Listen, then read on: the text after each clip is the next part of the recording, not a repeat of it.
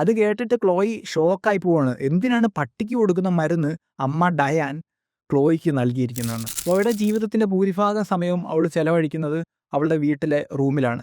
ചില DIY പരിപാടികളൊക്കെ ചെയ്തിട്ടാണ് പോകുന്നത്. ഇവൾ സ്കൂളിൽ പോകുന്നില്ല, ഹോം സ്കൂളിംഗ് ആണ് ചെയ്യുന്നത്. കാരണം പരസഹായം കൂടാതെ കാര്യങ്ങൾ ചെയ്യാനുള്ള ബുദ്ധിമുട്ട് കാരണമായിരിക്കണം അമ്മ ഡയാൻ അവളെ സ്കൂളിലേക്കൊന്നും വിടുന്നില്ല.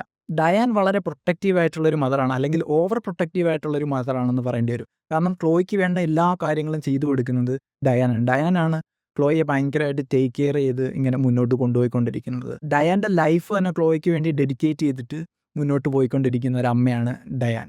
അങ്ങനെ ഇരിക്കുമ്പോഴാണ് ഒരു ദിവസം ഡയാൻ മാർക്കറ്റിൽ നിന്ന് കൊണ്ടുവരുന്ന ഒരു കവറ് മേശപ്പുറത്ത് വെക്കുന്നത്. അപ്പോൾ ഇതിനകത്ത് ചോക്ലേറ്റ് തപ്പിയിട്ട് ക്ലോയി കൈയിടുമ്പോഴാണ് ക്ലോയ്ക്ക് ഒരു മെഡിസിൻ അതിനകത്ത് നിന്ന് കിട്ടും. അത് പച്ച നിറമുള്ള ഒരു ക്യാപ്സ്യൂളാണ്. പക്ഷെ ആ മെഡിസിനിൽ എഴുതിയിരുന്നത് ഡയാൻ്റെ പേരാണ്, അതായത് അമ്മയുടെ പേരിൽ ഉള്ള മെഡിസിനാണത്. അന്നേരം ക്ലോയി ചിന്തിക്കും,